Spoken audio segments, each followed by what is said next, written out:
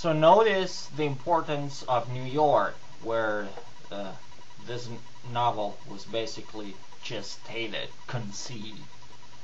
And of course, the year of the release of the film, 2001, was 1968, which is 33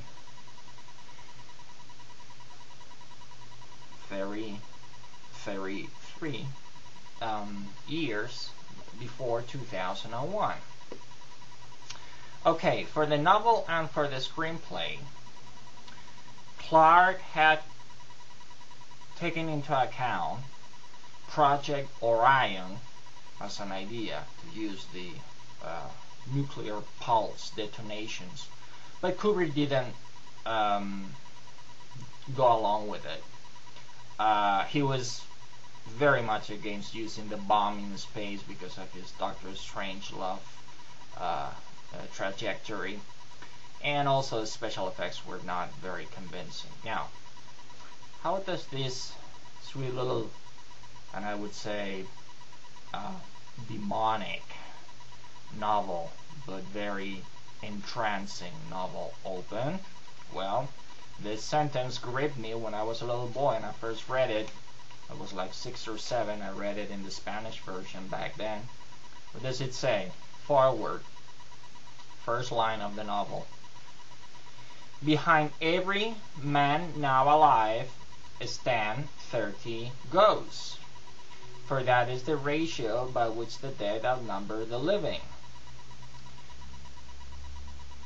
Since the dawn of time, roughly 100 billion human beings have walked the planet Earth. Now, this is an interesting number, for by a curious coincidence, there are approximately 100 billion stars in our local universe, the Milky Way. So for every man who has ever lived in this universe, there shines a star.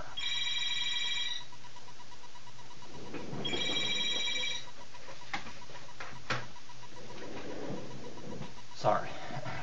So there's a star for every man who has ever lived. Now, ladies and gentlemen, that is Thelemic occult philosophy of OTO, Ordo Templi Orientis, as incepted and brought into the United States by Jack Parsons, co-founder of JPL.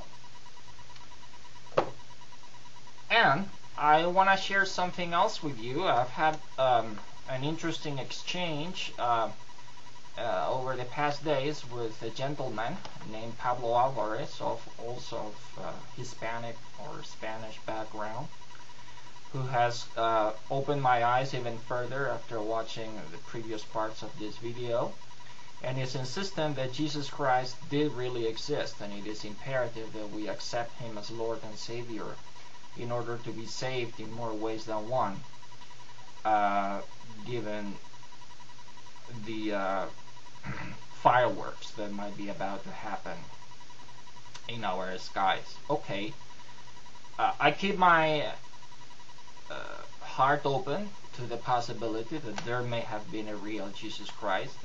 I remember my friend Cisco Wheeler used to tell me, very much insist, and she was brought up in the Illuminati hardcore, and she said the Illuminati just don't want you to know that Jesus Christ, or to think that Jesus Christ existed. They want you to think he didn't, because he's the chief of the angels and he's the only one with the power to oust Lucifer and his minions. They hate him and they want to bury the fact that he exists. So I keep my eyes open, and I want to share with you something that a friend of mine has just brought into my attention that is going to scare the shit out of you even further. It has almost scared the shit out of me. Now, this little piece of paper might be worth $100 billion properly used, because the whole history of humanity might be encoded right here. This is from an anonymous source connected to a friend of mine, and it traces the ancestry, the genealogy of Jesus Christ. And according to this source, now this may or may not be correct, but Jesus was the son of Mary, not a virgin, and of Judas Jamala. Now, Jesus was not the only son of Mary and Judas Jamala. He had a brother called John, who was married to Mary of Bethany. Now, what's this very interesting thing in this whole Da Vinci Code stuff? The Leonardo da Vinci and everyone, they like to point on their coded works of art the finger pointing upwards, or pointing to John, as if saying heretically that John was the real Messiah that they worship. And indeed it is possible that a big faction within the Illuminati, or the Jesuits, or the Catholic Church, whatever, they secretly worship John, not Jesus, as their Messiah. And in the Mormon Church, of course, it is said that Jesus had a brother, if I remember well, called Lucifer, or Satan. Does this begin to make sense to you? But this is where I wanted to get to.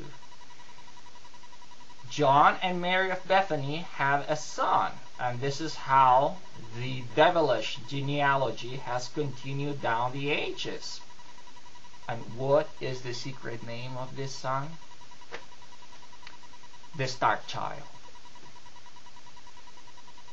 Okay? The secret name of this son is the Star Child, which is of course the climax figure, the baby enclosed with the luminous orb at the end of the movie 2001 and at the end of the novel 2001. Back to our plot. Okay, now in the film we have the MGM logo, right? Okay. Metro Goldwyn Mayer, now there's a lion there. Stanley Kubrick was a Leo, and Leo is ruled by and epitomizes the sun. MGM, that is a G between two M's. Okay, the G is Freemasonry's letter, right? The G between the square and the compass.